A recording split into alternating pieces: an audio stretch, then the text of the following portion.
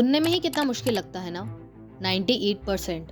इतने मार्क्स तो मेरे कभी आ ही नहीं सकते हैं। मतलब एक तरफ इतना सारा सिलेबस, दूसरी तरफ इतनी सारी डिस्ट्रैक्शन, एंड बीच में तुम सोच रहे हो 98%। एंड ट्रस्ट मी, मुझे भी ऐसा ही लगता था कि 98% वाले स्टूडेंट्स स्पेशल होते हैं। बट जब मैंने उनका पूरा पैटर्न स्टडी करा तो एक चीज समझ में आई है कि ये मार्क्स सिर्फ उनकी एक स्ट्रेटजी का रिजल्ट है।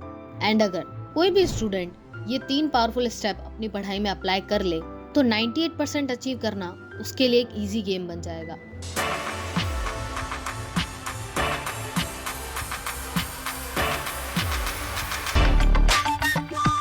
सबसे पहला है द एग्जाम ब्लूप्रिंट स्ट्रेटजी। सबसे बड़ा रीजन जिसकी वजह से स्टूडेंट ज्यादा मार्क्स स्कोर नहीं कर पाते हैं वो ये है कि उनका सिलेबस को देखने का तरीका अलग है। एंड आई एम श्योर ये गलती तुम भी करते होंगे। तुम शुरू से एंड तक हर चैप्टर को एक ही इंपॉर्टेंस के साथ पढ़ते हो एंड यही है तुम्हारी सबसे बड़ी गलती। एंड हो सकता है इस एक गलती को सही करने के बाद तुम्हारे मार्क्स नेक्स्ट लेवल पर चले जाए। इसे सुधारने के लिए क्या करो, सबसे पहले अपने सिलेबस को 3 कैटेगरी में डिवाइड कर लो। Category A, category B and category C. A category में वो सारे टॉपिक्स लिखो जो सबसे ज्यादा इम्पोर्टेंट है। आपके एग्जाम्स में 70% का पेपर इन्हीं टॉपिक्स में से आने वाला है। सेकेंड कैटेगरी में हम मॉडरेट टॉपिक्स लिखेंगे जिनके एग्जाम्स में आने के चांसेस अराउंड 25% होते हैं। उन टॉपिक्स के आपको एक बार कंसेप्ट क्लियर कर लेने हैं एंड 1-2 बार रिवीजन करके उन टॉपिक्स को छोड़ देना है। एंड देन लास्ट आता है कैटेगरी सी। इस कैटेगरी में वो टॉपिक्स आएंगे जो सबसे कम इम्पोर्टेंट है। ज्यादातर स्टूडेंट्स क्या करते हैं कि वो ऐसे बाइफर्केशन नहीं करते हैं, वो बस पढ़ते रहते हैं बिना ये जाने कि जो टॉपिक वो पढ़ रहे हैं वो शायद एग्जाम पॉइंट ऑफ व्यू से इतना इम्पोर्टेंट है ही नहीं। इसलिए सबसे पहले अपने सिलेबस को इन 3 कैटेगरीज में डिवाइड करो एंड उसके बाद पढ़ाई स्टार्ट करो।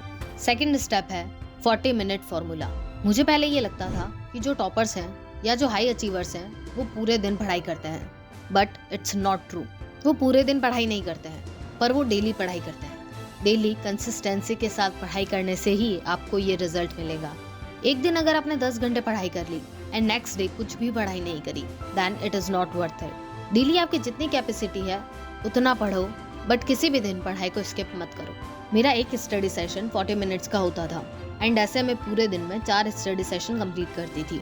मैं 40 मिनट्स का टाइमर ऑन करती एंड 40 मिनट्स तक डीप स्टडी करती, कंसेप्ट को पूरा समझती एंड देन कुछ मिनट्स का ब्रेक लेती। एंड जैसे ही मैं रिलैक्स हो जाती हूँ मैं दोबारा एक 40 मिनट का स्टडी सेशन कंटिन्यू करती। आपको अपनी कैपेसिटी के अकॉर्डिंग अपना स्टडी सेशन आइडेंटिफाई करना है। आप जितने मिनट तक फोकस के साथ पढ़ सकते हैं उतने मिनट डीप फोकस के साथ पढ़ाई करो। तीसरा स्टेप है द रिवर्स लर्निंग टेक्निक। हम सबकी प्रॉब्लम यही है, उसे हम एग्जाम तक भूल जाते हैं एंड इसका सॉल्यूशन है रिवर्स लर्निंग। आपको अपना एक पास्ट ईयर पेपर लेना है एंड उनमें से सबसे पहले उन क्वेश्चंस को देखो एंड फिर उसके आंसर्स को याद करने की कोशिश करो। एंड ऐसे ही आपको पास्ट 10 इयर्स के क्वेश्चंस को पढ़ना है।